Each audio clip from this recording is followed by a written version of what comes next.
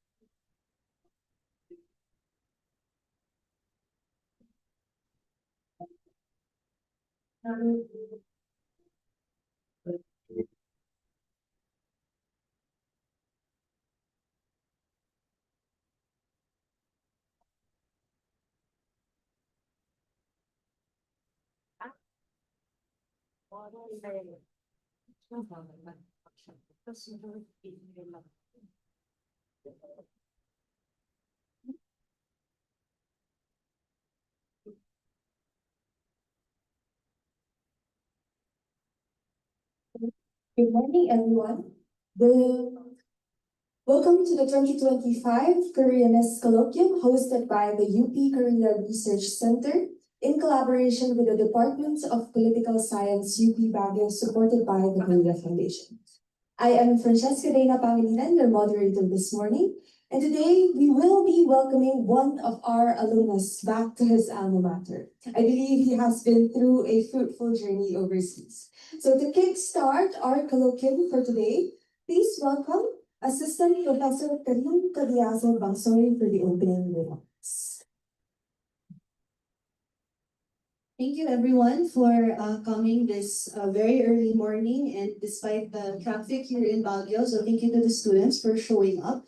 I'm giving the opening remarks on behalf of our chair, Assistant Professor Bernaliza Bautista, who is occupied with a urgent meeting this morning. But first of all, welcome to UP Baguio. I noticed that we have some outsiders in our registration form. So thank you for making the trip. Adagayan ti tagabi SUB to yun na.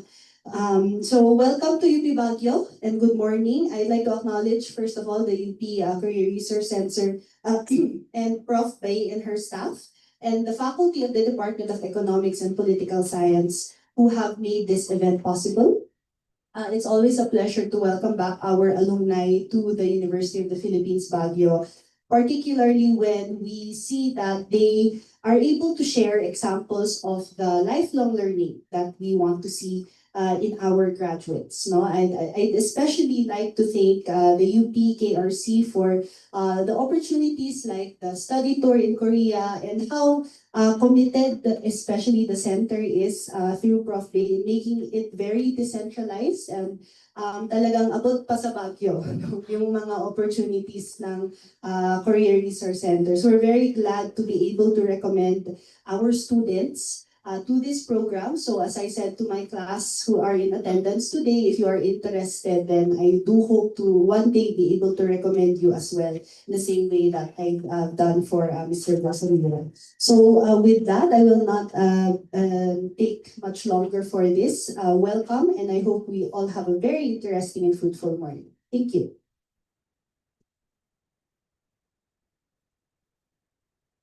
Thank you so much, Ma'am Praveen. Now, to give us an overview of what UP Korea Research Center is and what it does, please join me in welcoming the Director of UPKRC, Dr. Bae Kyung-min, to give us an overview of the research center. 안녕하세요. 안녕하세요. 안녕하세요. 안녕하세요. So it's really huge pleasure to be with all of you today. And this is our second time in UP Baguio. And then exactly the same venue when we brought a Korean professor last year.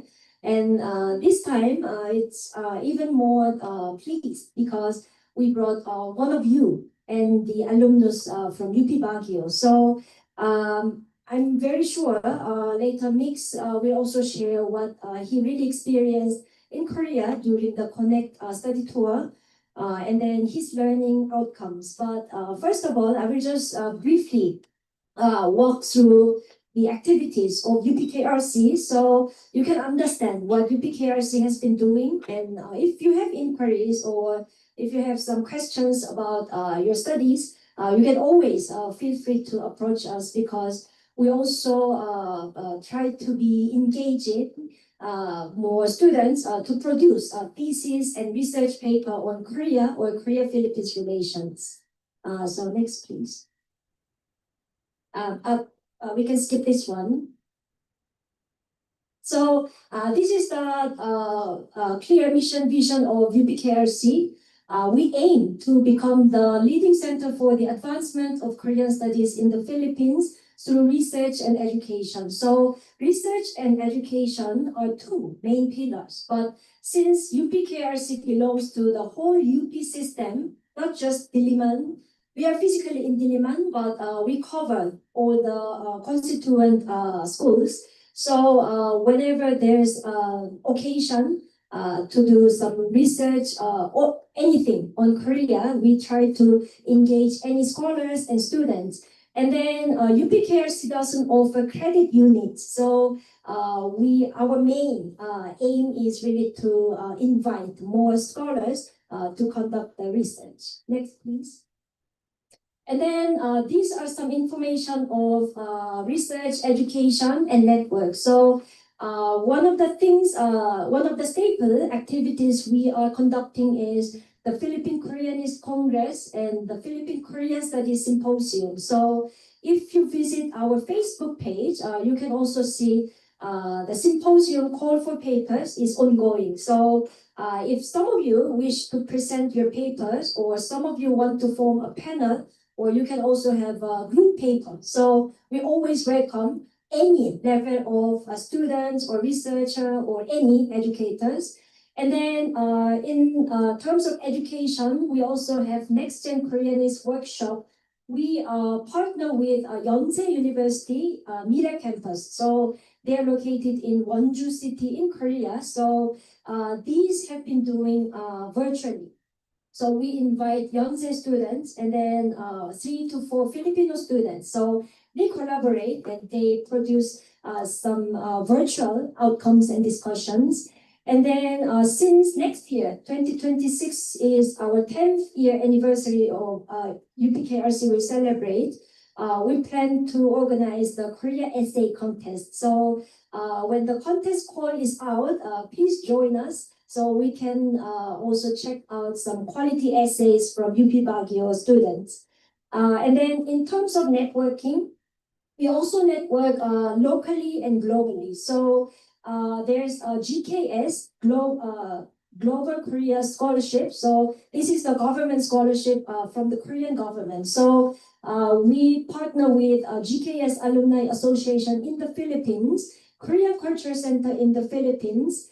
Yesterday, I just heard the news that KCC director just visited Baguio.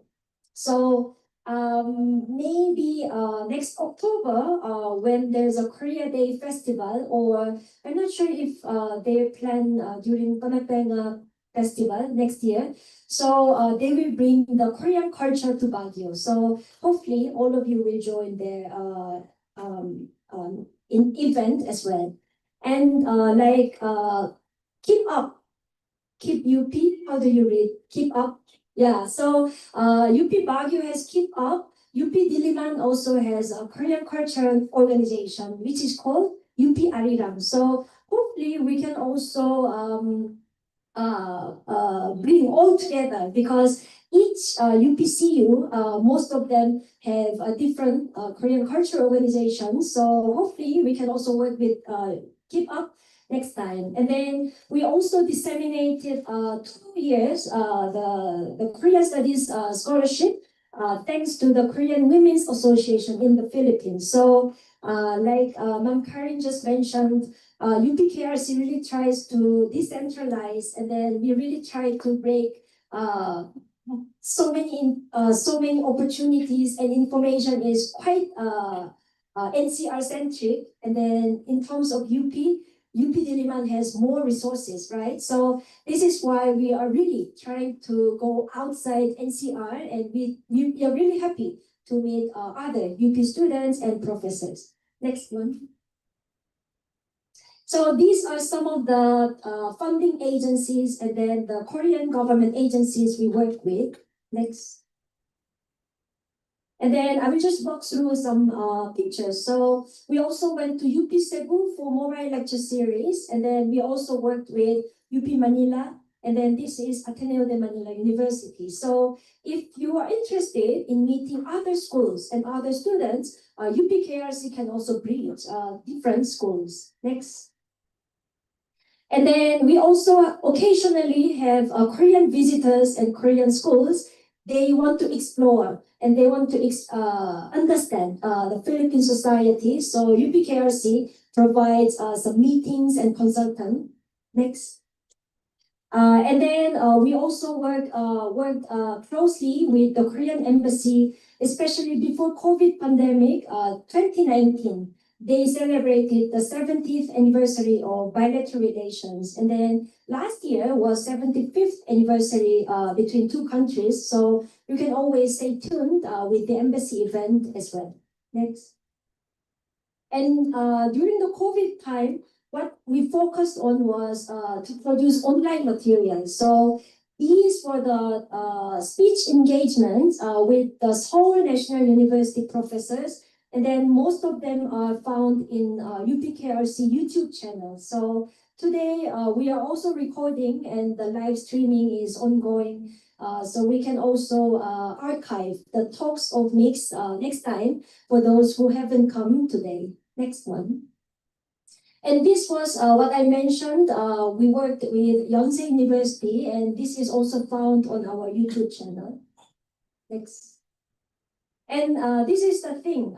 Mix joined us last July. So Connect was the first ever study tour program. So it was also kind of challenging and very experimental. So let's hear from Mix about Connect later. Next one. And then we also tried to study what is being done by the Korean government, especially the foreign policy. So I think most of you, because what you are studying is political science and economy and other social sciences field. So I think it's quite relevant to study how the Korean government's foreign policy is really implemented. And then what's the impact to the Philippine as bilateral partners. Next one. Yes, next. So outside the UPCUs, we also try to engage Filipino government agencies. And one of the things we tried out was to hold a talk in FSI. So, you know, FSI is like the future brainchild of the foreign policy, right? So we had some talks and then discussions with the diplomats and then other foreign officers in 2020. Next one. And then these were also held virtually. This was the Philippine Korean Studies Symposium. We held virtually during the COVID time, but since 2 years ago, we resumed the on-site symposium. And then Dr. Bubbles Asor is also with us today, so you can also hear from her later. Next one.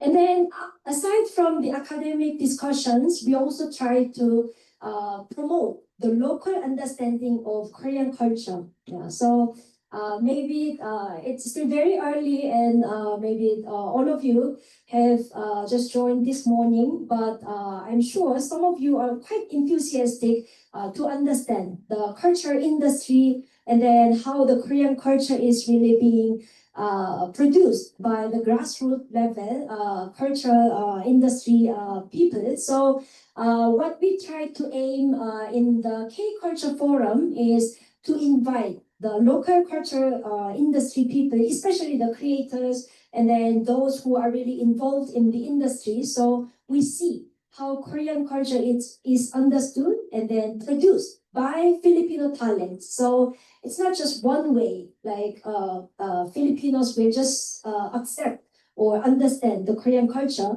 but what we really try to see is how they digest and then how they really make the most of it, so that Filipino people can also find something useful from the original Korean culture. Next one. And then you can also download any resources for free from our website or Facebook. So Hanpil is our annual journal. So you can find some resources and references from our journal from any pages. Next one. Next slide. So we produce the online resources, but we also have some hard copies for available pieces. Next one. Yeah, so these are also available resources so that you can also read the fellow students' essays produced in the Korea Essay Contest previous years. And then the discussion points from New Southern Policy Plus is also available online. Next one. And then this is quite regular updates on our website and Facebook, because we try to regularly disseminate knowledge, and then this is our initiative for knowledge sharing. So I don't know if professors agree with me, but I find students these days, they are really visualized, and then they are very hooked by visual materials, and then the memory span is not really long, right? Because you are very used to those materials online. So that's why we also produce infographics where you can really quickly have a glimpse of Korean history, Korean society, and then Korea-Philippines relations. So from our infographics, I think you can have some basic information of what you haven't heard of Korea. So you can also check out our Facebook anytime. Next one. And then this is another resources, especially for those who are really aiming to write your thesis about Korea or Korea-Philippines relations, because we found local students are really having hard time to access some studies or references. So we solicited the thesis and dissertations or the research paper produced by Filipino scholars. So you can just freely download it if the topic is relevant to your study. And I think it will really help you to build some references before you actually write your own. Next one. And then lastly, I will just sum up some challenges and prospects. So UPKRC is also trying to sustain the programs what I just explained, like those on-site activities and then online initiatives. So we just have to be very safe and secure to have constant research grants. And then we try to continue our collaborations and international linkages as well. So the colloquium like today is really a big chance for us to meet all of you and then to work with UP Baguio. And then lastly, like how our K-Culture Forum and then most workshops, we really aim the localization and also hybridization and innovation by Filipino scholars. So this is the gist of Korean studies that UPKRC is doing. So we are really aiming the mutual understanding between the Filipino people and Korean people. So you are the future generations who can really continue the Korean studies in the Philippines. So this is it from me, and let's continue the program. 감사합니다.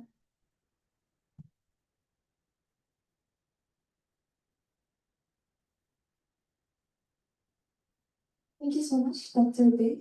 I hope after this colloquium, we will be able to strengthen this initial relationship that UPKRC and the Department of Economics and Political Science has fostered, especially when we are offering courses such as international politics, as well as politics in East Asia and Southeast Asia.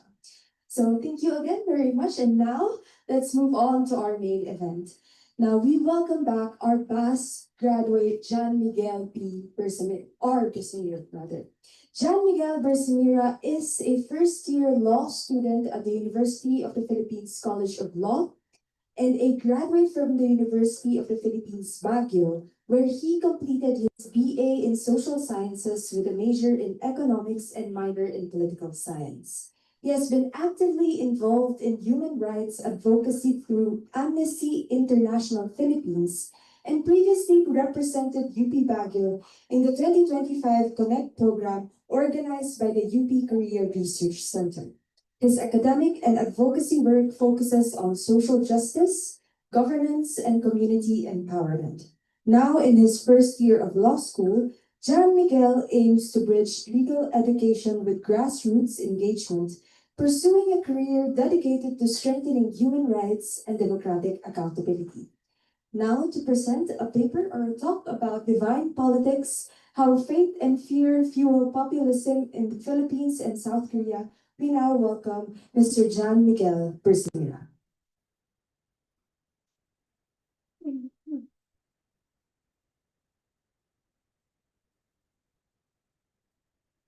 Thank you, Ms. Dana, for that introduction. So, good morning, everyone.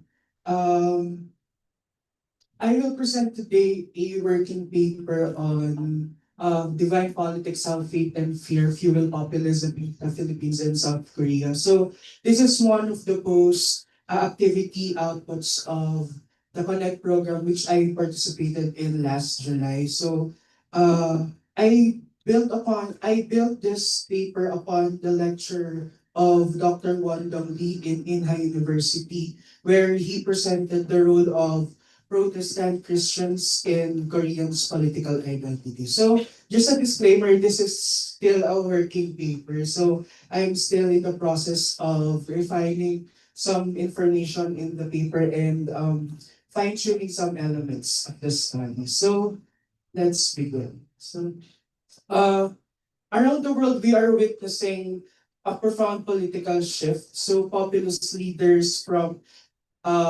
Latin America to East Asia and to Southeast Asia are rising to power by claiming to speak for the people. So they are aiming to speak for the people against corrupt or morally bankrupt elites. But in many countries, this populist surge isn't driven by politics alone, but it is powered by faith.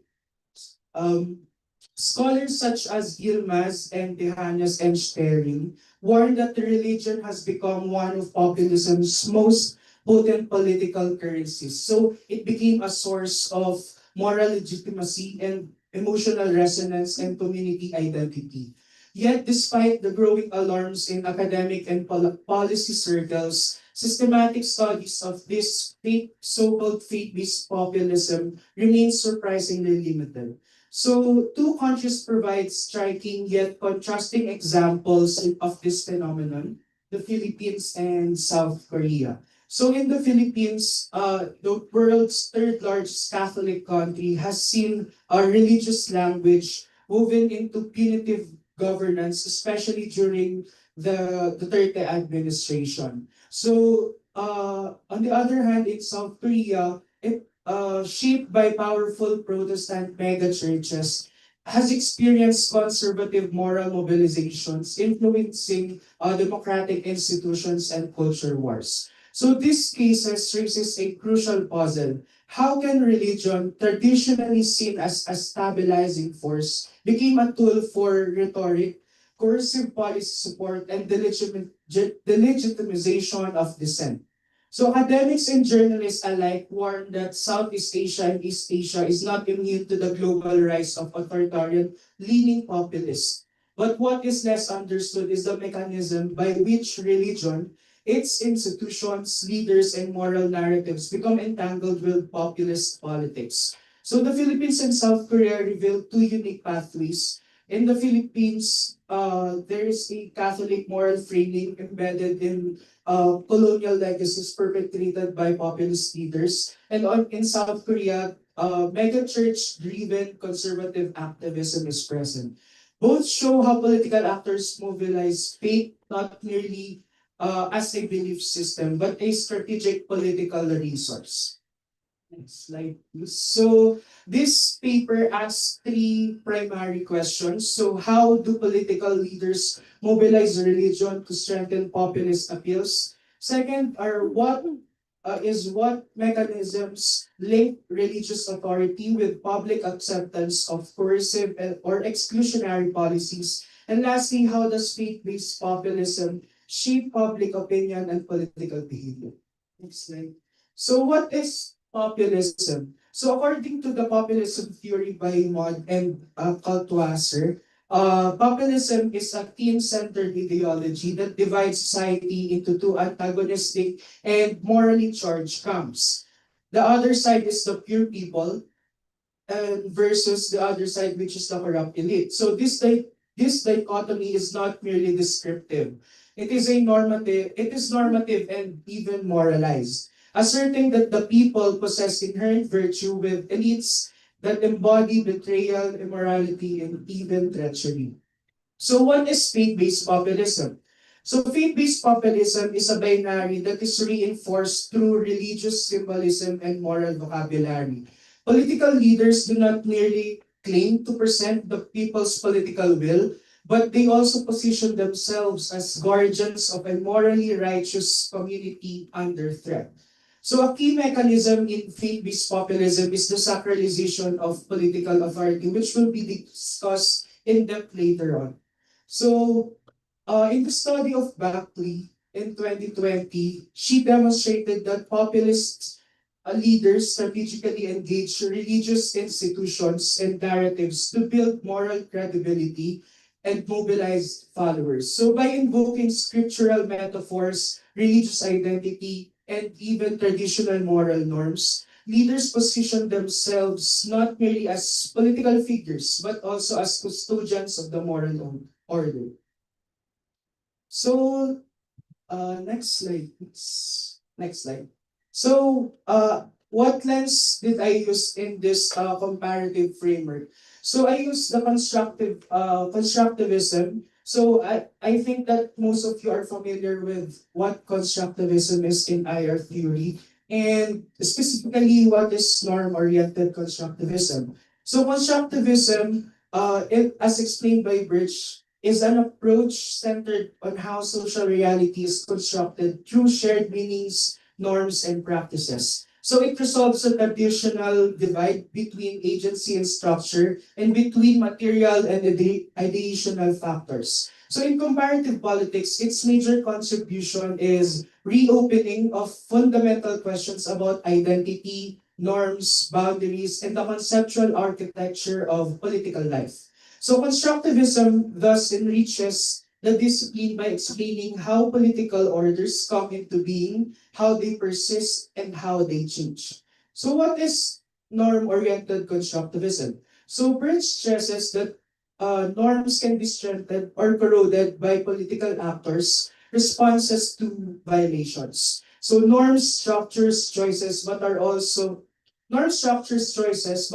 reproduced through practice. So he noted that norm violation provoke reactions that can strengthen the violated rule and reinforce social structures. So norm-oriented constructivism begin from the premise that political behavior is shaped not only by institutions or material interests, but by shared moral expectations about how the world works and what proper political conduct looks like.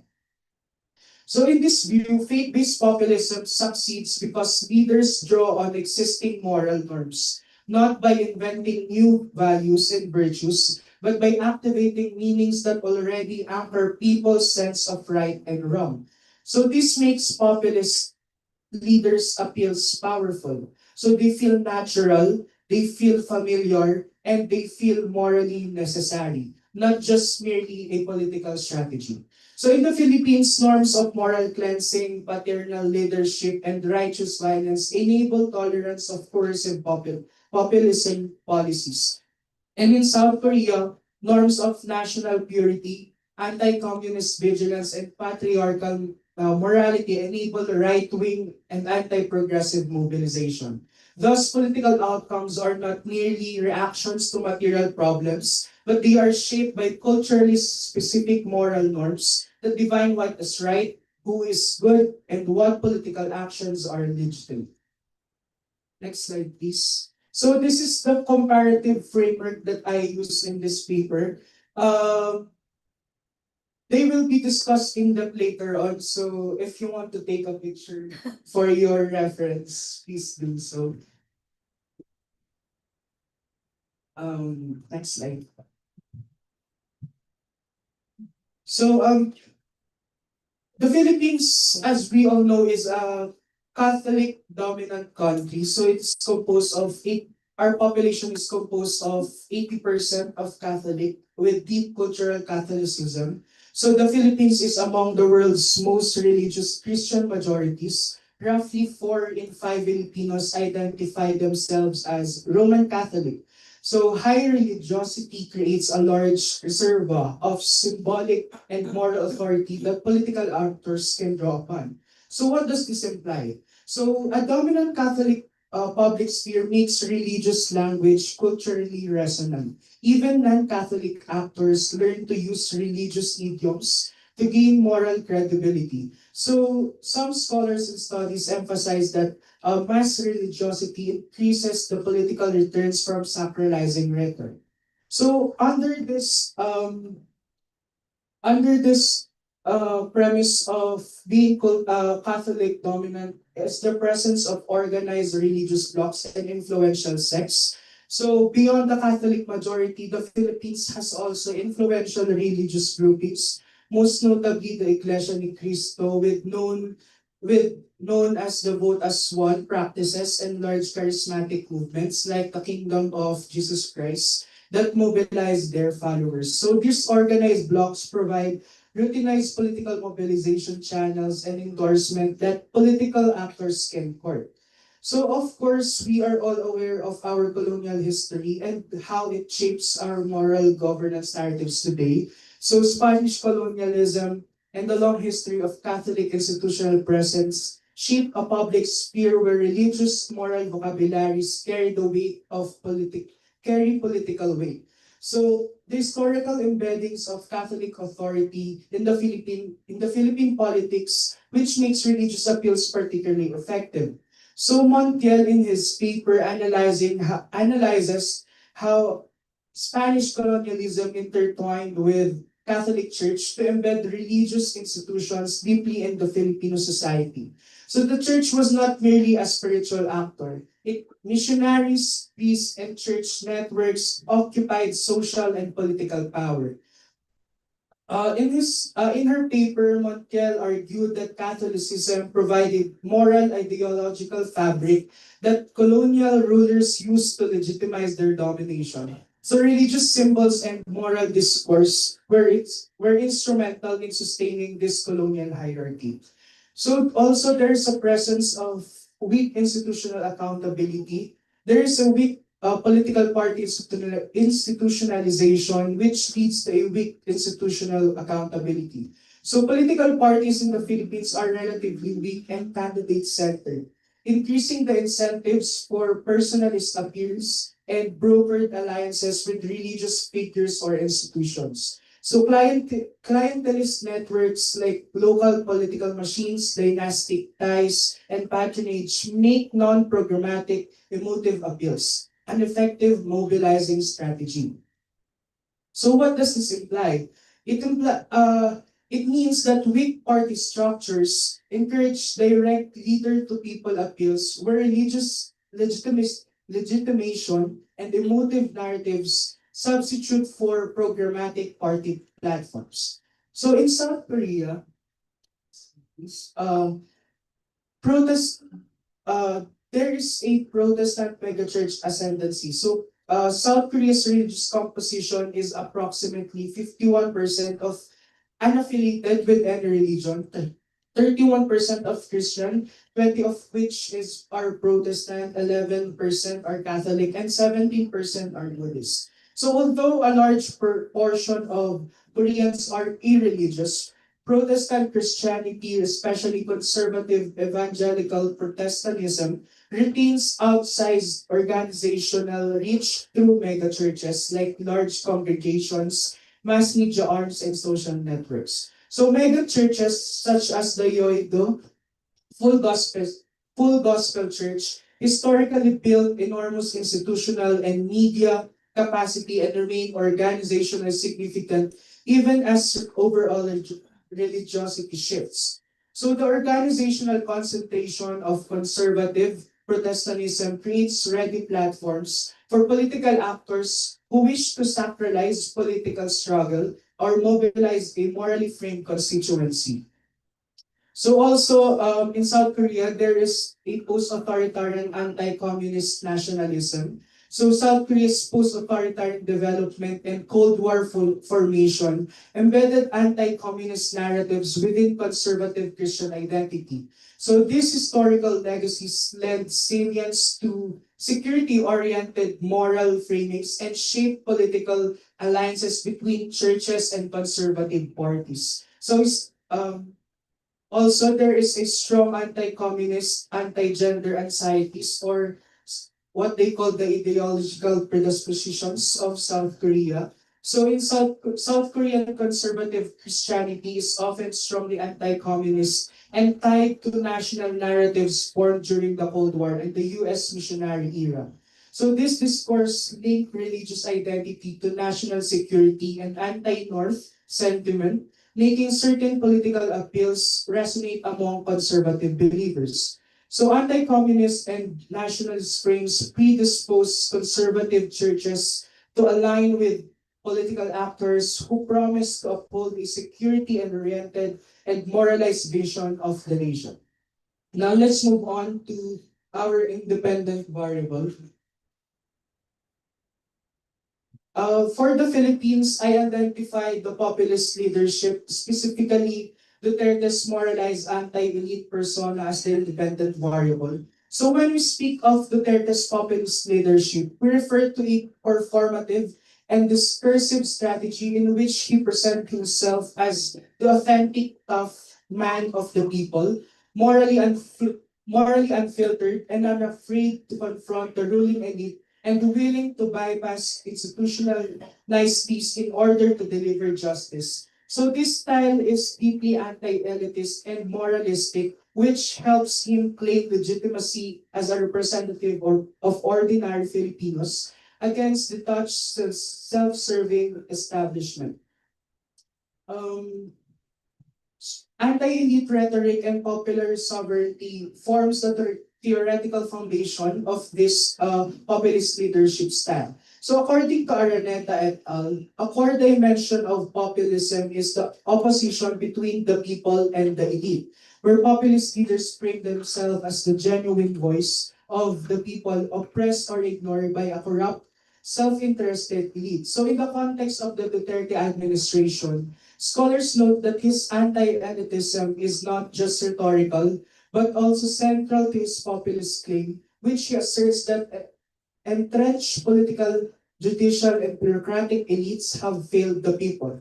So a key feature of Duterte's populist leadership is his war on drugs, framed not merely as a policy, but as a moral crusade against crime, drugs, and corruption. So his populism is often described as penal populism, where punitive measures like extrajudicial killings and aggressive law enforcement are central to his appeal.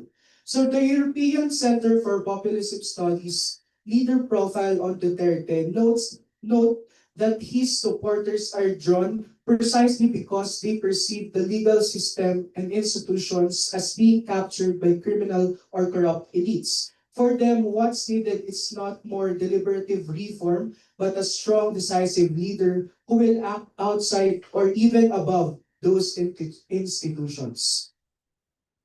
So another theoretical framework under the populist leadership of Duterte is his performative style and language. So a study of Nila Paichi in her comparative paper on Chanotcha of Thailand and Duterte of the Philippines, she noted that Duterte's rhetoric is mediated populism, which he often uses coarse language, slang, invective, and even profanity to present himself as an outsider and to connect emotionally with the masses.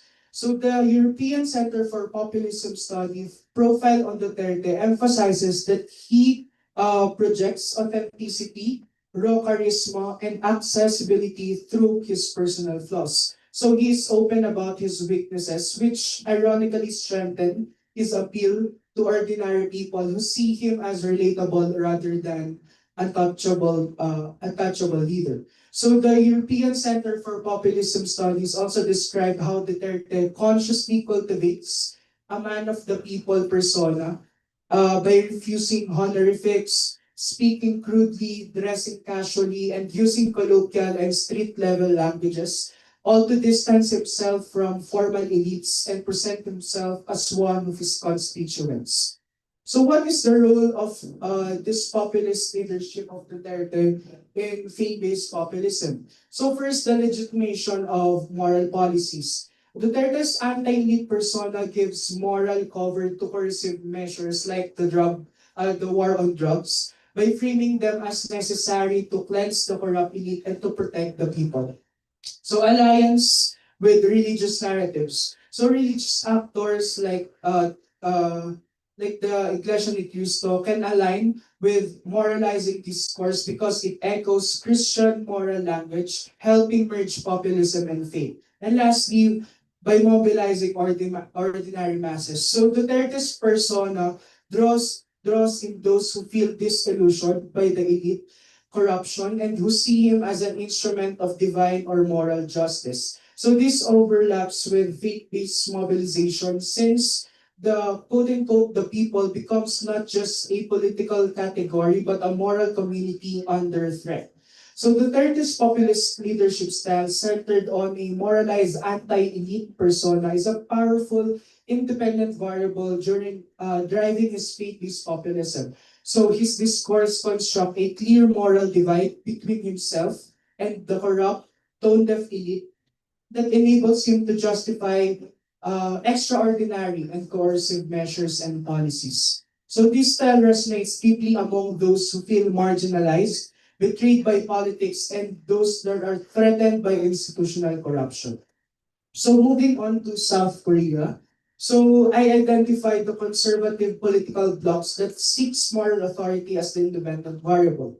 So conservative political blocs seeking moral authority refers to political actors, parties, movements, and influential politicians that base part of their legitimacy on aligning or being explicitly endorsed by religious, particularly Christian institutions, moral religious values, and evangelical conservative social agendas. So in South Korea, this alignment is not marginal. Rather, it is woven into a complex history of conservative Christianity, anti-communism, and institutional church party ties.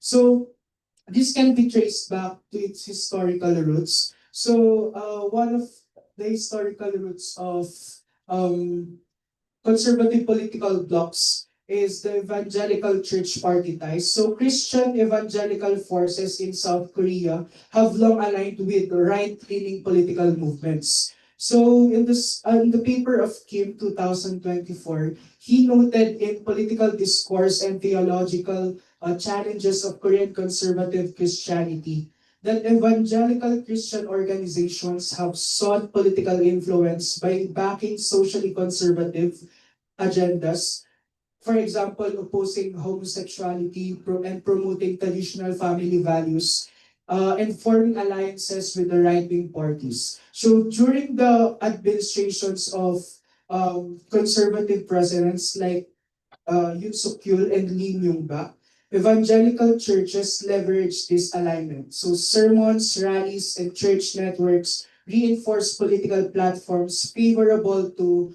conservative policies. During the Cold War, some evangelical churches serve as a social base for anti-communist politics, aligning their moral mission with national security narratives. So the Christian Council of Korea. So the Christian Council of Korea is one of the institutional structures of today's conservative political blocs. So the CCK is a major evangelical alliance of Protestant denominations. According to Ann Kyosong, it includes dozens of denominations and has historically defended socially conservative ethics, anti-communist missions, and traditionally family values. The Christian Council of Korea has played a political role, which scholars argue that groups that are linked to CCK endorse conservative political candidates, particularly during elections where moral or social issues were salient. Um, so, what is the role of these political parties, political blocs in faith-based populism in South Korea? First is mechanism activation. So these political blocs use clerical endorsement, moral framing, and mobilization to project themselves as morally legitimate, not just politically viable. So another is emotional and moral narratives. So by aligning with church leaders, These political blocks can infuse political issues with spiritual urgency, like politics becoming the defending of the faith and the protecting of the moral nation. The third one is mobilization structure. So churches act as organizational hubs, enabling mass gatherings, voter drives, and online activism, thereby strengthening populist strategies. So lastly, transnational speed. So some conservative political blocs in South Korea leverage global evangelical networks like the US Christian Right, tying to Korean moral politics to a broader transnational moral conservative movement. So the conservative political blocs that seeks morality, moral authority in Southeast Asia is a potent independent variable in South Korea's faith-based populism. These political blocs are not passive beneficiaries of religious support, but they are actively cultivating alliances with evangelical churches, moral discourse, and institutionalize their alignment through dedicated political parties. Next slide, please. So I identified four intervening variables, so two for the Philippines and two for South Korea.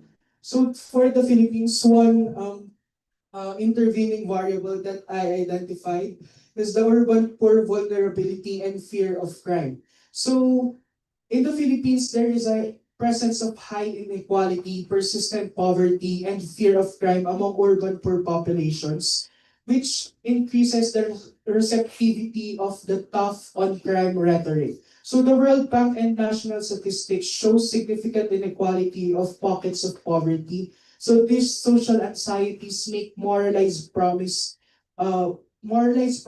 of public order politically attractive. So it implies that material insecurity conditions make sacramental or moral claims about security more salient and politically effective among vulnerable groups. So another is the FB-dominated media ecosystem. So Facebook's algorithmic affordances, like Facebook groups and pages, in the Philippines not amplify emotionally resonant religious content more than steady, nuanced institutional critique. So it shapes public perception and opinion and normalize the extremist narratives. So comparative media and disinformation by the ISIS Yusuf Ishak Institute point out that platforms like Facebook um, became a significant intervening variable because it moderates how effectively religious framing translate into mass persuasion. So next, for the South Korea, a gender backlash among young men. So a significant element of right-wing religious mobilization in Korea targets gender equality and LGBTQ rights, presenting themselves as moral decay. So the anti-gender backlash and movement like resistance to feminism, for example, the Escape the Corset phenomenon, as a reactionary counter movement, have created moralized cultural conflicts that conservative churches exploit or amplify.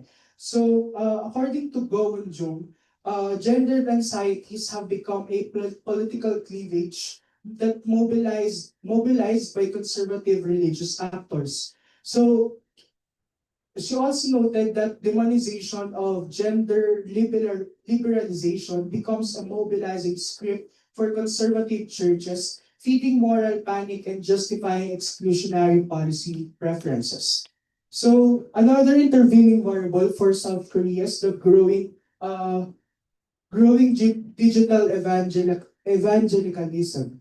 So Korean conservative religious actors mainly use YouTube, social networks, and influencer cultures to create ideological echo chambers. So these platforms reward emotionally charged, moral free content, and allowed for rapid cross-pollination between US transnational conservative influencers and local actors. So recent reporting of the Washington Post emphasized the role of online influencers and transnational right-wing networks in consolidating a digitally mediated faith-based populist constituency.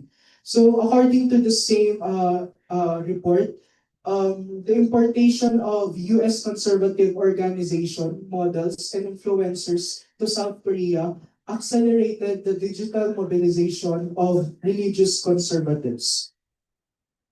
So next, so now let's move on to the mechanisms of this study. So the first one is moral framing and sacralization. So political and religious elites cast policy debates as moral or spiritual struggles, turning state action into sacred obligations. So this heightens compliance and lowers moral resistance. So in the Philippines, Duterte's populist persona, styled as righteous defender of ordinary people against criminal elites, operate directly through moral framing. His speeches often recast the drug war as not as technical governance, but as a battle against moral evil. So this became a form of cleansing missionary that is necessary to save the Philippines. So this leadership style supplies the framing logic of the anti-elite stance, which is moralized by depicting drug users, corrupt critics, and human rights advocates as enemies of the people. So empirical studies show that Duterte blended emotional populism with religious moral language, which allied clergy amplified this sacralized framing by turning punitive policies into quasi-spiritual duties. So Cornelio in his study demonstrated how Duterte's rhetoric fused moral language with public security to generate acceptance of extreme measures. In South Korea, conservative political blocs often align themselves with megachurch networks which actively seek moral authority to legitimize their political agendas. So this quest motivates the sacralization of secular controversies like the impeachment, protests, and debates on social policy that became framed as a spiritual warfare and existential threat to nation and faith. Because these blocs rely solely on religious legitimacy, they strategically moralize political conflicts, transform partisan disputes into divine mandates and moral duties. So according to Kim Il-suk, conservative Christian discourse show rising theological politicization where political adversaries are depicted as morally corrupt or spiritually dangerous. Next slide. The next mechanism is clerical endorsement and organizational muscle. So endorsement from clergy, megachurches, or hierarchical religious bodies provide organizational reach and moral cover. In some cases, churches form formal advocacy networks or political pressure groups. So recent reporting by Reuters showed that conservative Korean megachurches played a mobilizing role, and in the Philippine clergy, responses to Duterte were mixed, at times legitimating policies or soft-pedaling critique.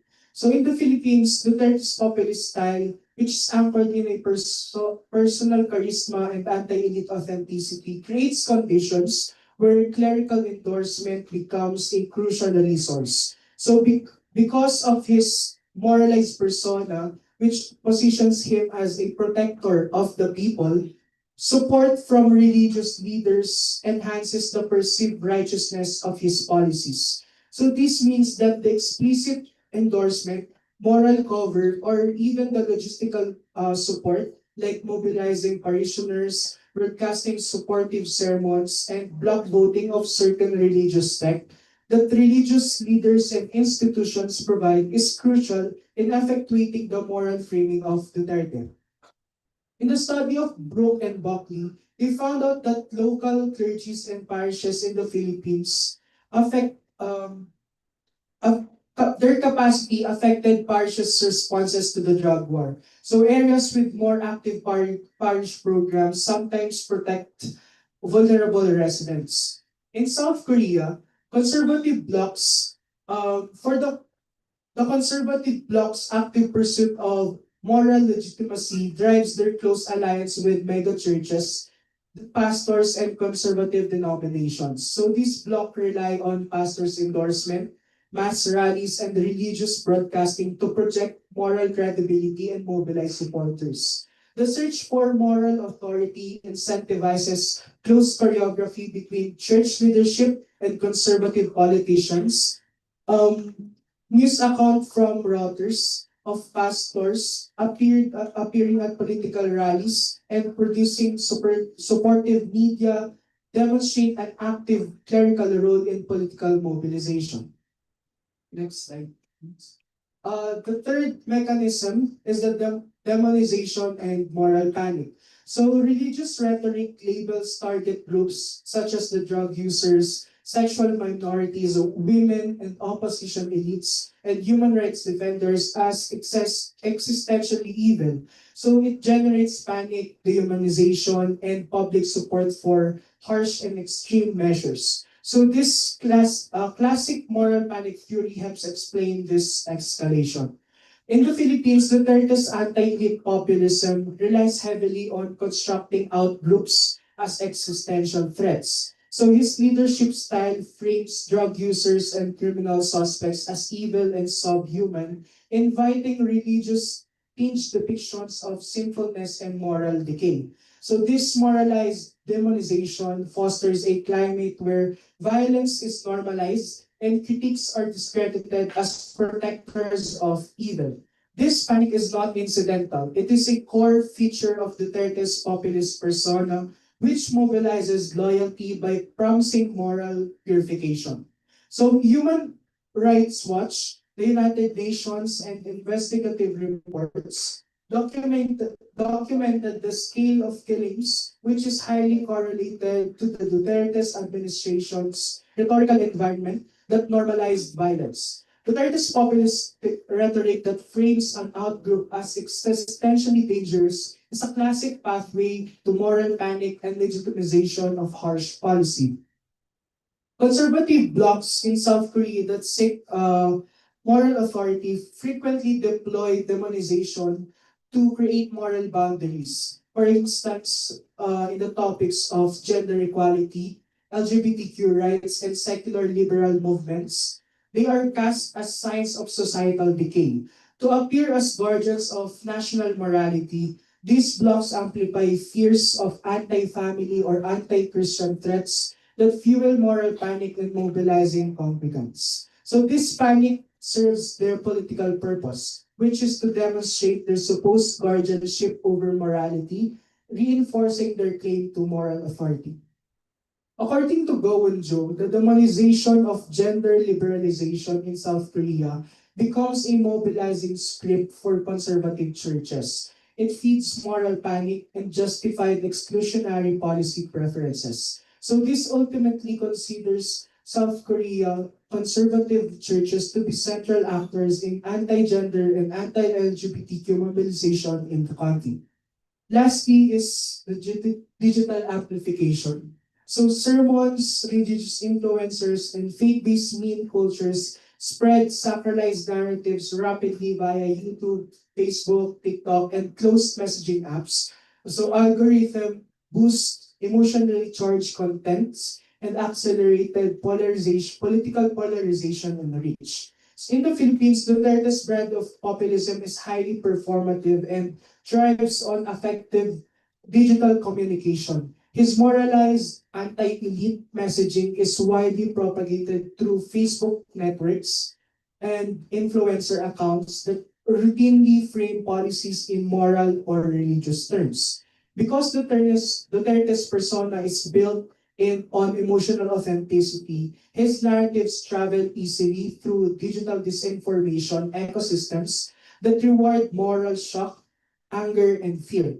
The Philippines' digital media ecology, especially in Facebook, played an outsized role in the circulation of emotive and morally charged narratives that Duterte propagated.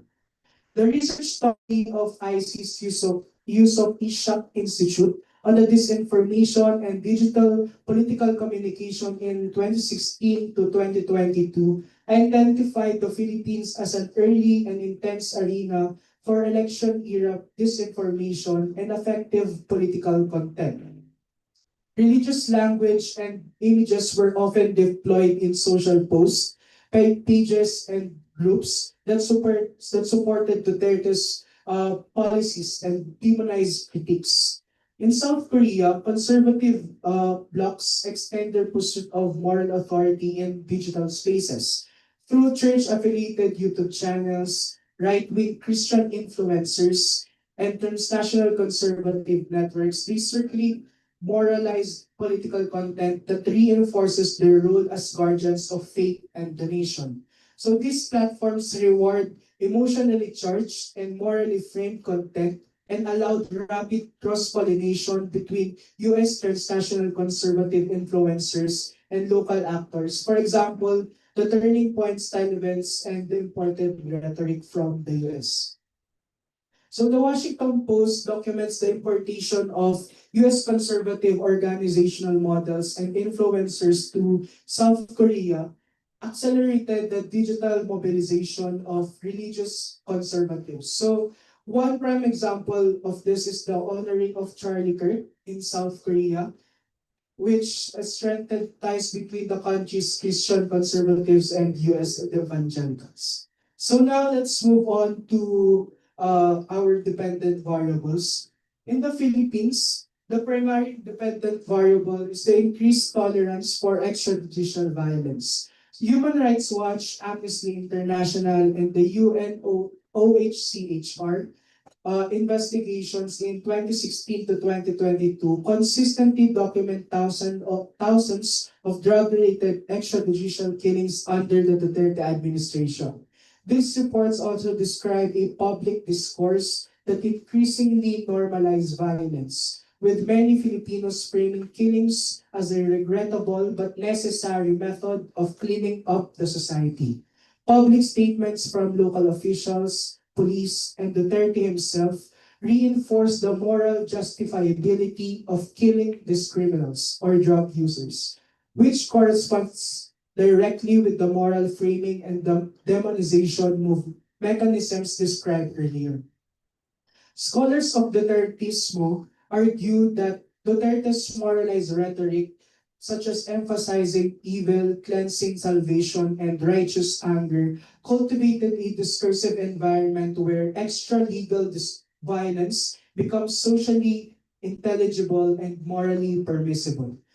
Public support of coercive policies like drug war and militarization um, includes is portrayed on surveys and manifested on surveys and electoral results. So surveys and electoral results in recent years indicated persistent public support for Duterte during his presidency and for punitive anti-drug policies, linked in part to moralized framing that cast the drug war as an existential moral cleanse. The Human Rights Watch also suggests that this rhetoric plus the perceived effectiveness of it shape the public tolerance of violence. Another dependent variable is the legitimization of human rights groups and journalists. So religiousized populist rhetoric often frames critics such as the human rights defenders, journalists, and opposition politicians as protectors of criminals or the elites. So they are framed as disconnected from the masses or the ordinary Filipinos. So this narrative frequently used moralized language, depicting critics as hypocritical, corrupt, or anti-Filipino. This delegitimization, documented in media narratives and abuse reports, reduces the social standing of watchdogs and weakens mobilization against authoritarian practices. The last dependent variable for the Philippines is the reduced trust in institutional checks, like the courts and church hierarchies. The combined effects of populist moralization and clerical complicity produce declining trust in democratic institutions, including courts, oversight bodies, and segments of the religious hierarchies. So scholars like Thompson and Curado Note that Duterte effectively positioned himself as a higher moral authority, embodying the will of the people, which diminished the perceived legitimacy of our institutional checks. So scholarly analysis also by Curato and Thompson and the UN Office of the High Commission for Human Rights, their reports identified democratic backsliding linked to populist moral framing and the erosion of checks that traditionally constrain executive power. So for South Korea, there is a heightened anti-LGBTQ and anti-feminist attitudes. So conservative Protestant mobilization is strong. Surveys and policy debates show more negative attitude towards LGBTQ and feminist movements, and conservative church networks have framed anti-discrimination bills, gender equality bills, and sexual education reforms as moral threats or Western corruptions. According to Min Sok Kim, Korean Christianity show consistent religious opposition to LGBTQ rights and feminist measures. His policy report documents the organized church lobbying that shaped the legislative outcomes of the country. So there is also a growth of right-wing populist movements. So mega church-backed networks and conservative Christians influencers have embattled leaders or protesting perceived threats. So media accounts from Reuters show episodic mass mobilization linked to conservative churches when political crises arise. So another one is the polarization along moral and religious lines. Faith-based mobilization intensifies polarization on cultural issues, specifically reproductive rights, LGBTQ recognitions, feminism, and approaches to North Korea.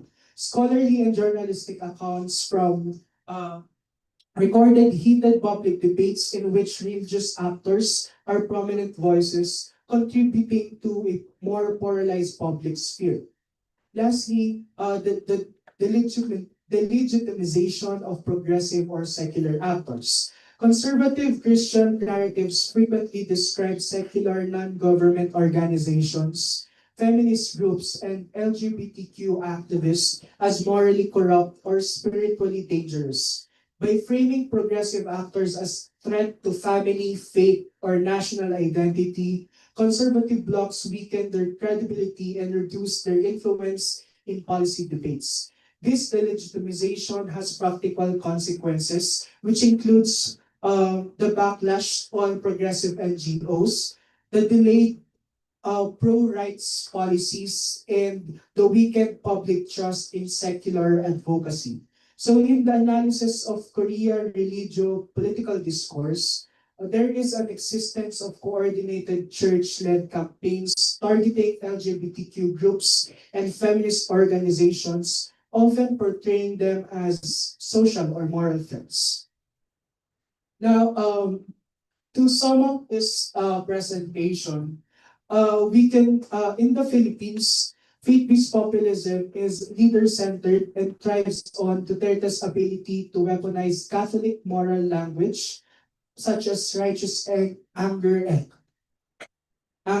cleansing society, while selectively co-opting religious leaders. So digital moral panic fueled through Facebook-driven disinformation system transforms moral frames into mass support for punitive policies. In South Korea, faith-based populism is institution-centered, emerging from conservative Protestant megachurch networks that mobilize against perceived moral threats like the LGBTQ rights, feminism, and communism. Religious political alliances are more structured with megachurches serving as political machines, amplifying moralized populist narratives through sermons, allies, and YouTube platforms. But despite these differences, the cases of Philippines and South Korea show that religious authority enhances the emotional legitimacy of populist politics. It increases social polarization and weakens democratic norms. Last slide, please. So to end this presentation, I like to present this quote from Reynold Lebor. It says that the most dangerous political actors are those who believe that they are doing God's work. So political actors who cloak their ambitions in divine mandate become uniquely dangerous because they place themselves beyond ordinary democratic accountability. So when leaders believe or persuade their followers that their actions carry sacred approval, political choices transform into moral absolutes. When power is fused with divine certainty, even the most harmful actions and policies can be justified as necessary, righteous, and redemptive, making such actors profoundly destabilizing to democratic life. Thank you.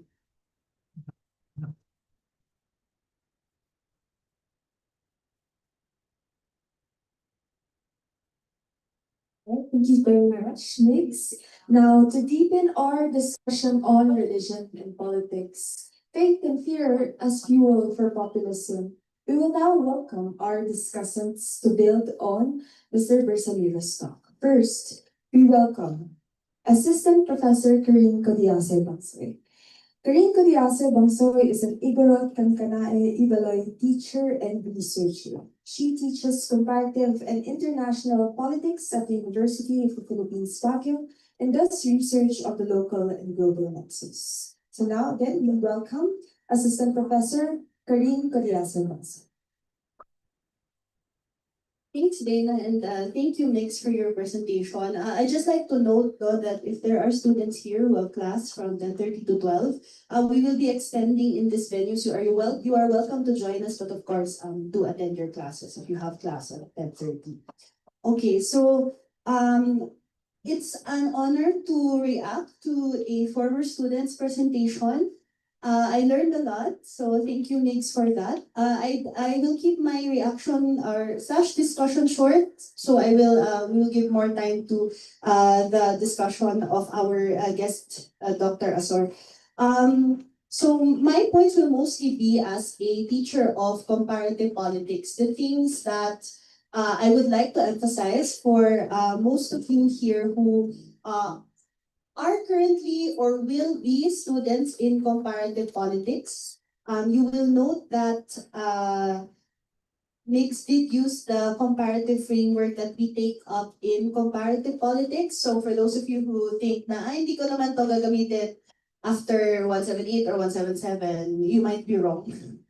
Because it is a useful tool, framework in which to come up with comparative insights. And in this case, we do see South Korea and the Philippines as interesting cases, no, by which to trace the causes and effects and variables at play in faith-based populism. So the first, I'll just highlight some things that really stood out to me, perhaps some points for further study, and then I will end with some questions that students might want to take up. All right, so the first thing that I noticed was really the portability of mechanisms. So in comparative politics, we look at mechanisms as processes, right, that can exist regardless of context. And I think that is very interesting when you look at South Korea and the Philippines, economically very different, politically very different, culturally very different, language-wise, history-wise, etc. So we are very different, and yet you see very similar mechanisms at play. And I think that is the interesting contribution of this kind of paper, is that you look at these two different countries and you think there's no basis for comparison. But in fact, when you dig deeper in the cases that Mix has presented, you see the portability and the similarity really of mechanisms, even if contexts differ. So one of the things that he also pointed out that was very interesting for me is that one similarity for both South Korea and the Philippines is that in the absence of strong political parties, no, the personal connection between leader and people, or the ruler and the citizens, is much more paramount, and therefore you see much more inclination towards other factors of mobilization beyond ideology. So you have religion as the case in point here, wherein policies more than being ideologically sound or technocrat recommended become morally necessary in their crafting and in their implementation. Okay? But one thing also that I think was mentioned in passing by Mix, but is very interesting to expand on, particularly here in our context, is the elephant in the room, which is the United States.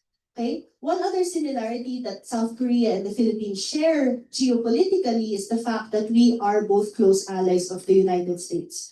And there has to be some sort of influence mechanism probably going on in both in the grounding of these conservative religious right movements, religion-based movements, and even in the churches themselves. Okay, here in the Philippines, many of the evangelical megachurches were set up, and do have ties to Americans who came from the Bible Belt, which we are mostly red states, okay, Republican states. And in South Korea, if you heard of the killing of Charlie Kirk, just a few days before he was shot and killed, he was in South Korea at the Build Up Korea conference. Okay, so the links between conservatism and the religious right, we see them in the Philippines and South Korea, but they do have their roots in the white conservatism, religious right mobilization in the United States. And it's very important that we research more on this so that we are more critical on what influences we're bringing in to our country in terms of religion and in terms of faith, because then we also run into questions of is this really religion, or is this really faith or spirituality or what I believe, or is this something that has been handed down to me by a more colonial mechanism? So that, I think, is one very interesting angle that can still be researched on, particularly in the cases of megachurches in the Philippines. And I will end with questions that perhaps we can also look at what counter mechanisms or counter narratives therefore are engendered. Do we see religion or religious movements also pivoting to be more progressive or more leftist as a response to their brethren becoming more conservative or more rightist politically? I think that would be very interesting to look at. I know there are some efforts to do that within the leftist movements here in the Philippines, such as the SCNP, for example, but they are not the mainstream, I would say, in the religious world. And lastly, perhaps we can also ask, although this goes back to an old political theory question of what implications, therefore, does this have for our understanding of secularization in politics? You know, we assume that in a liberal democracy, you argue now on rational grounds, no, in terms of policies and in terms of the normative goods that you would like to see in society. But evidently, religion complicates all that, even in contexts where they are not originally centered, no, in Asian, Southeast Asian and East Asian context. So I will end there. Thank you, Mix, for that presentation, and I look forward to the discussion. Thank you so much, Ma'am Karim. Next, for our next discussion, please join me in welcoming Dr. Bubbles Beverly Asor. Dr. Bubbles Beverly Asor is an assistant professor at the Department of Sociology and Behavioral Sciences at the De La Salle University, Manila, and one of the coordinators of the Initiative for the Study of Asian Catholic Sir Isaac, based in the National University of Singapore with a satellite office in the LSU, Manila. Her research interests include labor migration, religious and migrant organizations, migrant integration, urban diversity, international migration to South Korea, and Philippine international migration. She has just ended her research fellowship at the Academy of Korean Studies, Seoul, South Korea, for her research project on migrant communities as appropriate social organizations. Again, we welcome Dr. Bubbles Beverly Asor.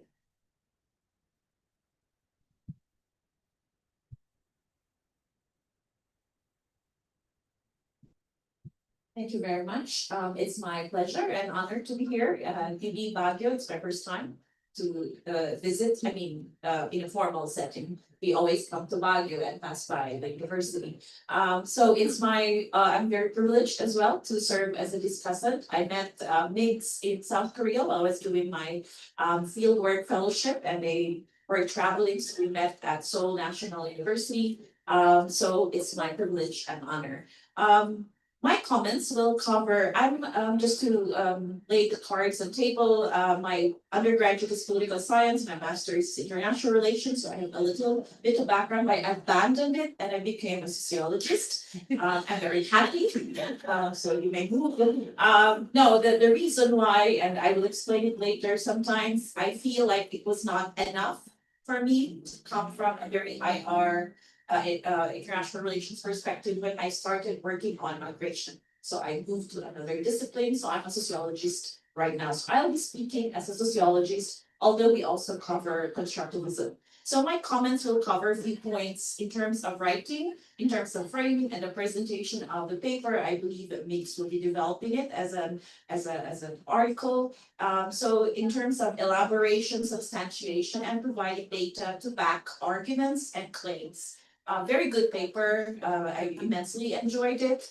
But I think there's a lot of things going on there, and as an audience, maybe you could sense that. So I'll be coming from how to perhaps make it I think easily digestible and readable, especially for those who may not be coming from this very particular discipline. This project is very important and very crucial because we have audiences from different disciplines as well, as Mix wants to make it a very IR audience, but I believe because it's coming from a Korea studies, it may be helpful to make it more interdisciplinary, but still very strong from where he is coming from, which is IR or political science. So I'll begin with methodology. I think it would be helpful if Mix could explain what are the data and sources, data sources. What are your methods? Is it, did you solely rely on textual data? Where did it come from? What period? So sociologists are in that way very neo-positivist when it comes to methodology. And I'll be piggybacking on Professor Kareem's comments on comparative study. It's very important right now to move forward to do comparative research. However, it's very difficult to establish why are we comparing two such different cases, right? And Professor Kareem already started that, and I will develop what she started, piggybacking on that. So the explanations, and I think Mix could elaborate further, maybe deepen the discussion on methodology. What are the justifications for similarities? Indeed, Professor Kareem talked about our very crucial US connection. Is that the case here?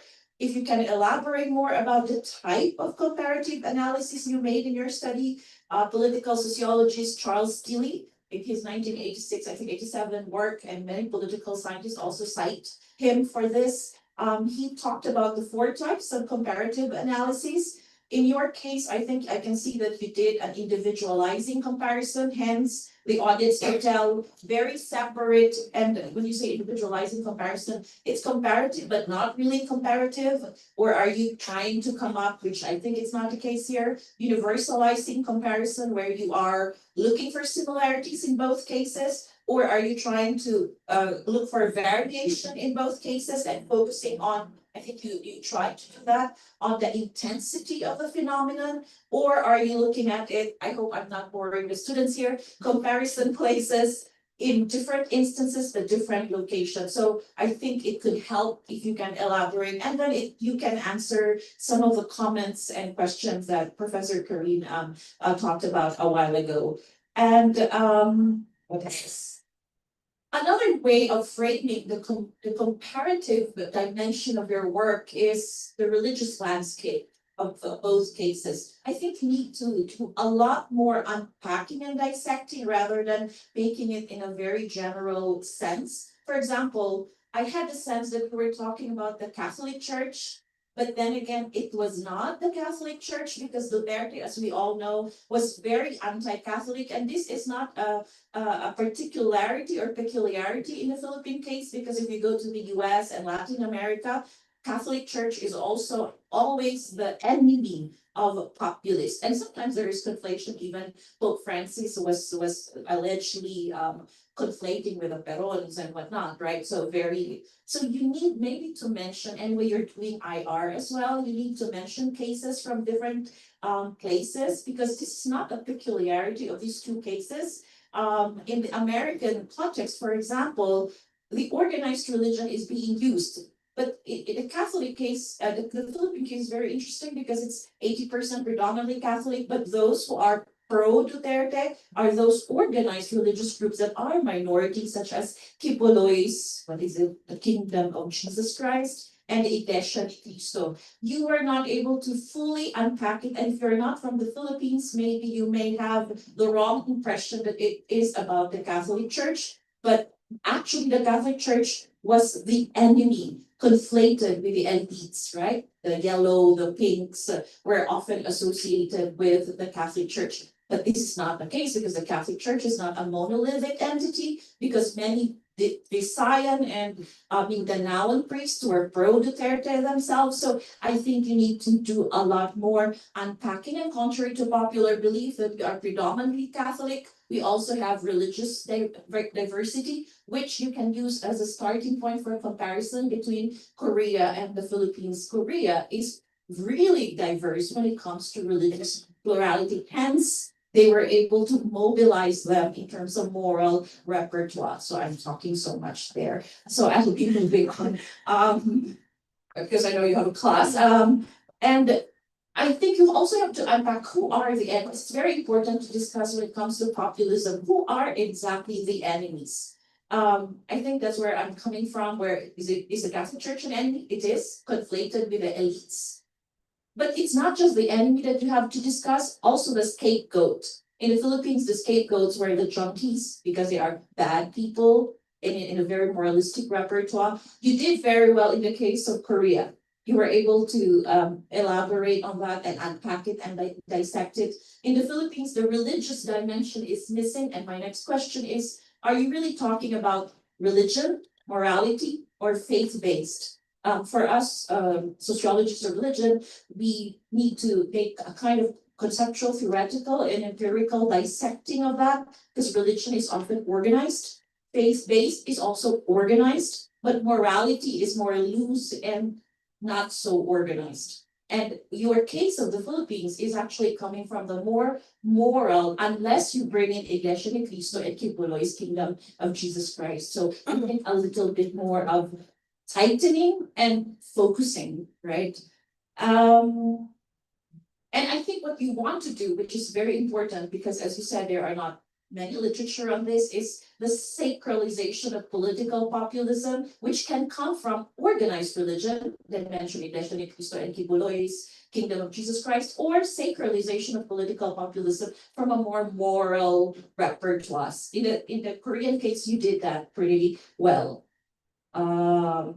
Again, okay, I'm coming from a different discipline. So you frame it by using the explanand, explanandum, and intervening variables, which I believe you use in IR very well. However, there is a critique against that. You may hate me for this. There's a critique of being neo-positivist when it comes to this. So I'm a Weberian. What we do is multiple causal chain rather than establishing causality. What you presented is very neat, but it's more than that. It's more dynamic. The agency and structure, again, I'm a sociologist, agency and structure are more dynamic and mutually constituted with each other. So it's messy, right? This one is very neat, as if one is the cause, A is the cause of B. So perhaps you can work around and play around with the messiness, although that would make you feel a little bit comfortable, but the data suggests the messiness and dynamism of the relationship. So if you can think about that as just to organize. So rather than organizing it by TV, IV, unless you are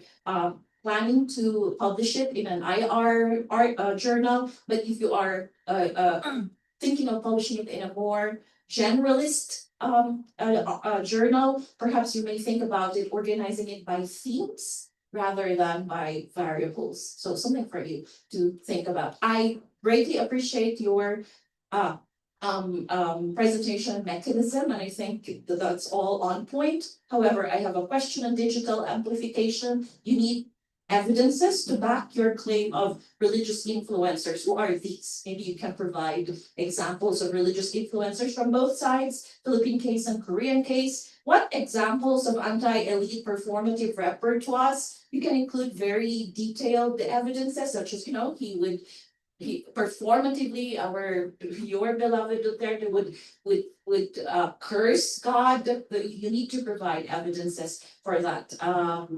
Then that's it for me. I said too much. Thank you very much.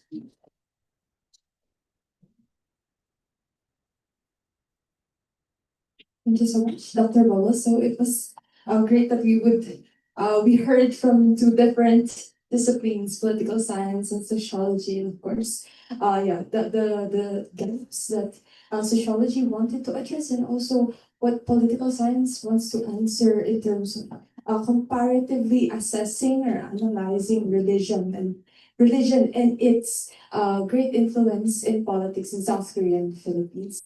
So our audience has classes on 10:30. That's why we have been significantly reduced, but we will now open the floor to questions. So please approach the microphone in the aisle for the questions and then state your name, the institution you're from, and the program. You may direct your question to Mr. Bersamira or to the two of our discussants, or as a general question that all three of our speakers today may answer. So please, any questions?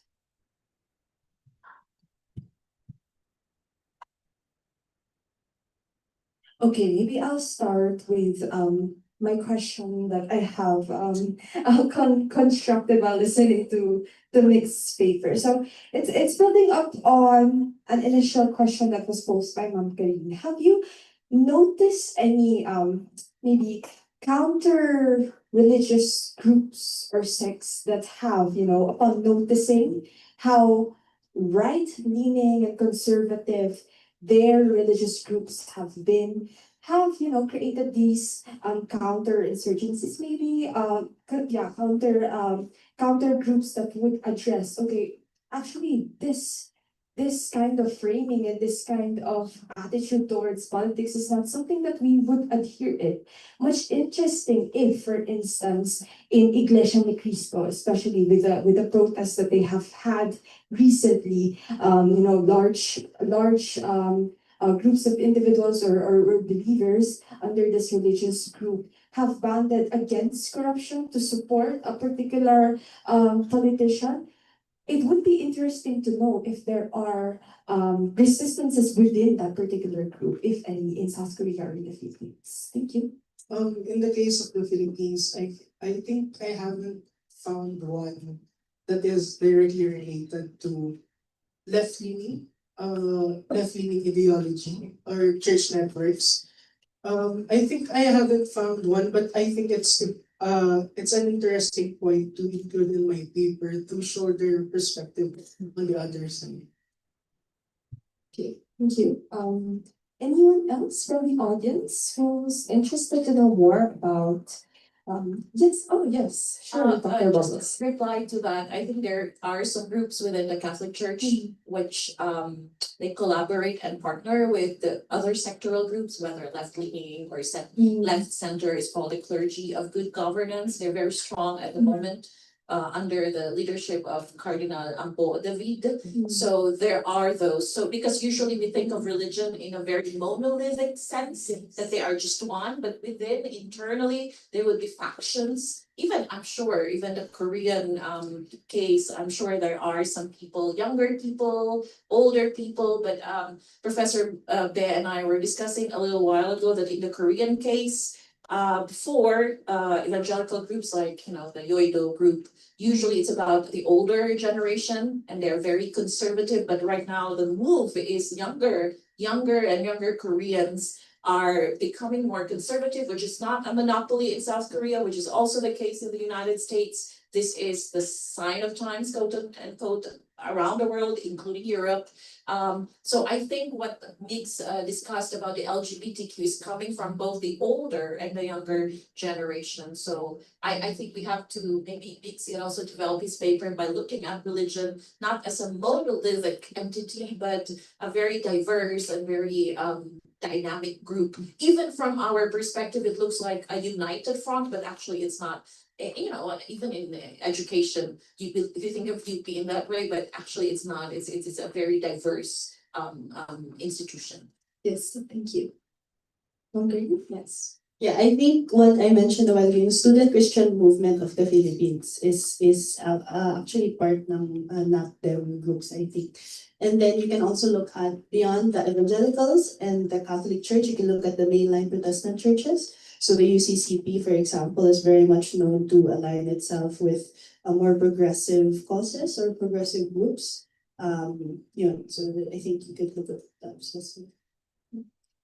Yeah, it would be very interesting to look at, yes, religion as something that is non-monolithic, as especially, I don't know for other religions, but as a practicing Catholic myself, I have also already seen the change in the atmosphere, or the religious climate, especially with Pope Francis, and how, these ideas are being burgeoned by Catholics themselves, and how it radically changes their views of politics, and which also exhibits and materializes how religion, especially in a very religious country such as the Philippines and South Korea, has this monumental influence towards the choices, the attitudes, and beliefs of people.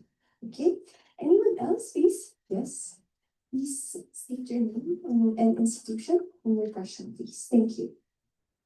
Stephen Zhang. I living in but this institution is just the voluntary for the Baguio Heritage Foundation. And thank you for the sharing regarding for the political populism based on the connect to the movement of the religious, especially the Christianity, Catholic and the Protestant. I just listening that. Maybe I did not able to read the full text of the article. Maybe understood process, but based on the sharing today, good morning. It's too much to generalize, too much to abstract, so hard to understand who, why. I don't know what is really targeting. And then it's the political populism. If the political populism is targeting, should be also based on what kind of parties involved in it and what targeting the period. So, of course, the little mention about Duterte period time, especially Korea case, South Korea case, it's not at all which the political party involved in, which the really denomination, the Protestant involved in, and then this Protestant also very variety. They're very, very variety, but which the Pentecost or the mostly common one is like some the other denomination things. So especially also some more to understanding the recently period time to with the events, something event actually still going on. Topic is very, very excellent, but still ongoing in the Korea. And also still, I'm not sure about the Philippine case, I'm not a deep researcher about it, but the Korea case very recently, still now the present time, still ongoing to this issue. Just yesterday event for the court, what the lawyers, defense lawyers for the for the in the court for the previous present, now having the courts to for the like kind of very much the ongoing issue. So also this one is very hard to understand for me. So I just a little bit explain to you are the based on the study or based on the research. What kind of period, what kind of the events behind there, and then the not only for the like listen from the other already done with the scholars doing. So really the what is really event for the ongoing this period of time or the previous time, what's really targeting for the, doing to the this kind of the research, more little bit explain. Get what to understand it for this today. Thank you for this answers. I would like to clarify the question. Are you talking about what time period? Yeah.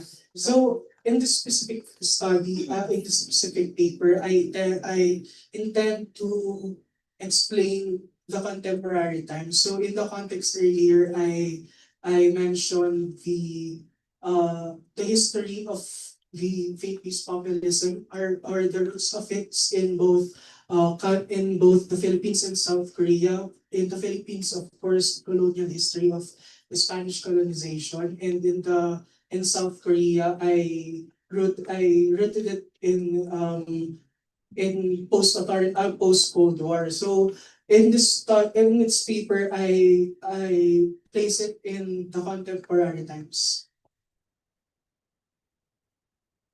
Does that answer your question?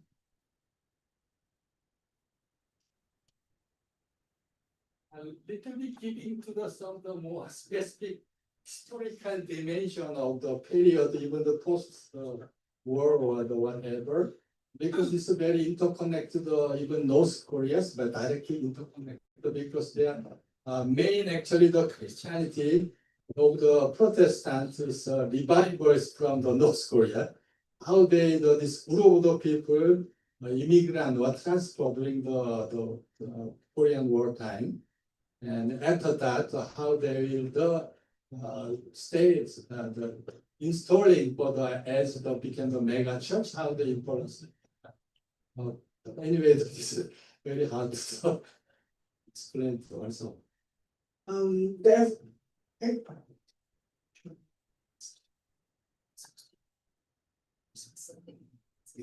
Yeah, I think it's more of a clarification on the historical context in which these divides are formed because to our guest, to our attendee, it's very clear to him in the South Korean political context kung paano how these religious sectors were divided, how these denominations were formed based on the historical context of what's happening in South Korea. I guess what needs to be more clarified here is how does that also then reflect in the Philippine context? How maybe a contextualization in the history along with the history of how these religions were formed and how their influences have been reflected in politics or political action and behavior. Just a clarification on that, if you have. If not, it's a basis for I think for the purposes of this presentation, I haven't research on the historical evolution of both the political actors, religious actors in both countries. But I think it's an important point to add on the paper to provide more historical context on how their ideology have evolved from time immemorial up to now. So yeah. Okay.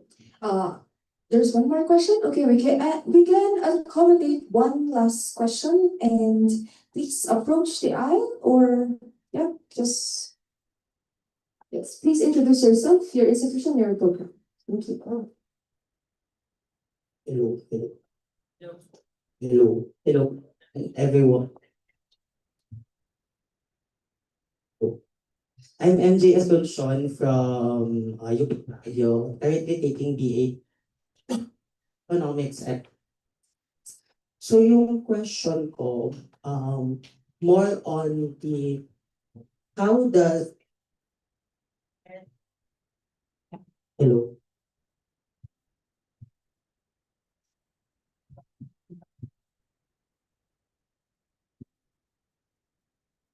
hello, So Lapit pa. hello,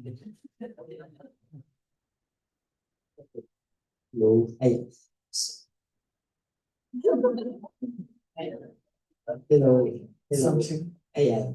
So mostly my question is, how does the political leaders and or religious leaders uses crisis such as for the case of the Philippines, we have the drug war, and of course South Korea has a lot of crisis.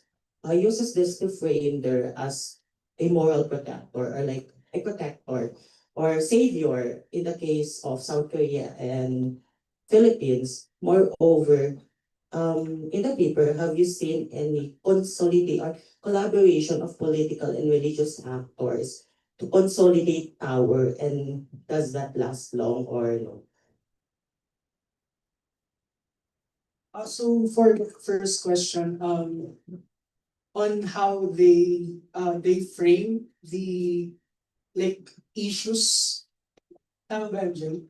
Yeah, How does the political and religious actor uses crisis to frame them as a savior? okay. So for the case of the Philippines, as we all know, Duterte has framed specifically the war on drugs uh, as a moral decay in our society. So he uses this as a justification to his extreme policies like the extrajudicial killings. So that's for the Philippines. In South Korea, the rise of political religious blocs. They frame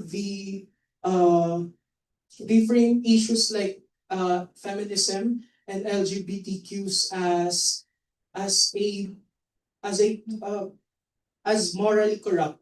So that's how think I frame I in my paper. Okay. So I mentioned earlier that the collaboration exists when there is a clerical endorsements when certain political religious sects or blocks endorses these political leaders. So it somehow in this is in the case of both countries. So it somehow reflect what ideologies do these religious blocks or sects forward or forward in terms of their endorsements of political leaders during the elections. Yeah, so I can just add to the questions, both questions. Because I'm working on Korea as a context of my study on migration. So I think Mix would benefit a lot from these two questions of stringing how to organize the paper is through crisis or what's called the events, right? So for example, in the Korean case, the Seoul tragedy, I believe that the owner is highly connected to a kind of religion. Moonies, for example, is highly religious and they are connected to particular political party, the conservative and also the liberal, how the liberal parties in, not liberal, but the more progressive party in Korea would use it as a counter argument. So I think it would be helpful to really unpack it. And this crisis would include the time element. So if it's under King Daejong and Jain and what, then it could provide a kind of temporal structuring of the paper, I guess. So that would solve the questions raised by our audience to develop mixed paper. As he said, this is a developing and exploratory paper. And if I may add, for an undergraduate, this is a very, very impressive paper. It requires a lot of work. You know, I believe he just came from the undergraduate. So, you know, in the master's or PhD level, it requires complexity, but his attempt is already impressive. So let's give Mig big city.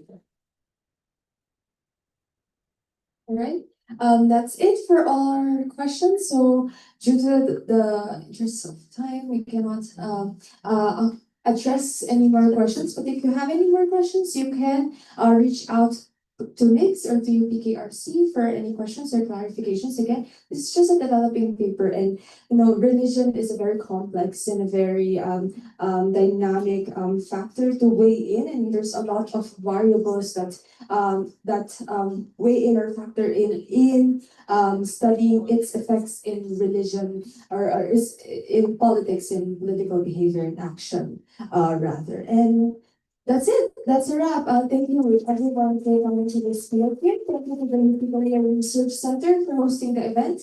Mr. John Miguel Bersamira for sharing his insights and experience from the study tour, also into Ma'am Karin Codiase Bonsoy and Dr. Bubbles Astor for sharing their expertise and valuable insights in the discussion. With this, we call on our guest speakers and especially Mr. John Miguel Bersamira for the awarding of certificates. So please approve the sentence. So the certificate of appreciation is awarded to John Miguel R. Bersamira for giving a presentation entitled Divine Politics, How Faith and Fear Fuel Populism in the Philippines and South Korea at the 2025 UPKRC Koreanist Colloquium held at the CSS AVR University of the Philippines, Baguio, Baguio City, Philippines on the 21st of November 2025. Signed, Kyung Min Dae, PhD, Director of the UP Career Research Center and Assistant Professor Vernon Lizette E. Bautista, Chair of the Department of Economics and Political Science, UP Baguio. Next,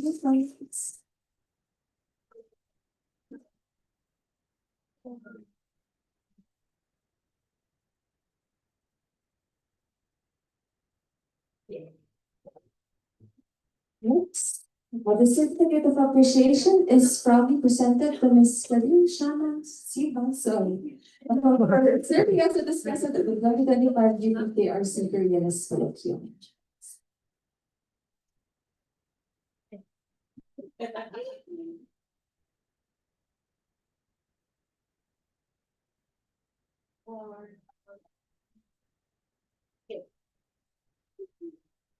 Next, congratulations to Dr. Bubbles Beverly Asor for serving as a discussant at the 2025 UPKRC Koreanist Colloquium.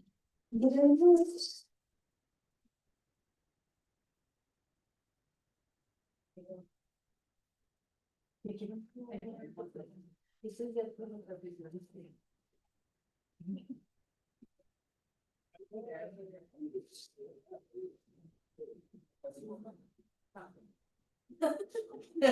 Of course, hindi ko na makakalimutan ang certificate of appreciation for our moderator, Ms. Francesca Dane Pamilinas, at moderator at the 2025 UPKRC Koreanist Colloquium.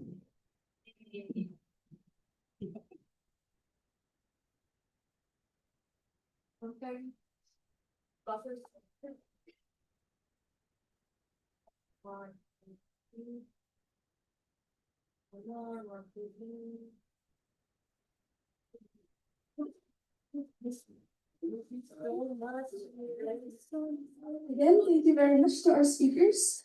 And to commemorate this event, let's have a photo opportunity with our guests and students. So please, to all the attendees, can you please approach the front end of the AVR?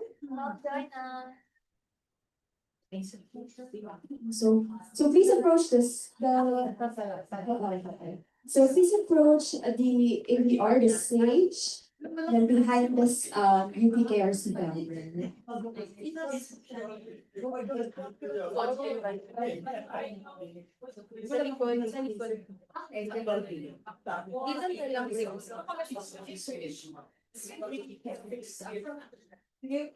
go behind the page.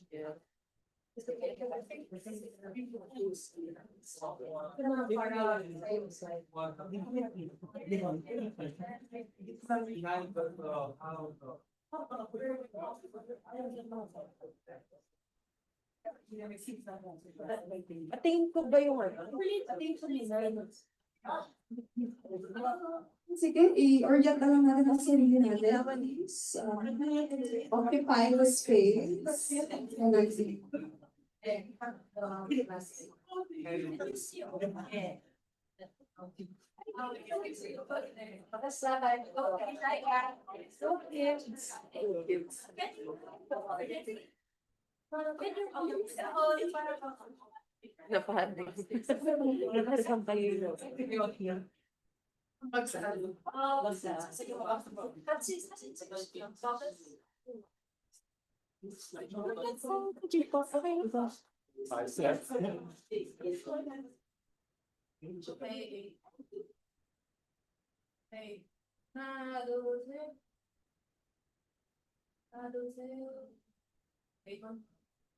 Are you sure you wanna join? Tara. Join us, please. Join us. Wait lang. Tipis naman ng bilang. One last, then serve. 1, 2, 3.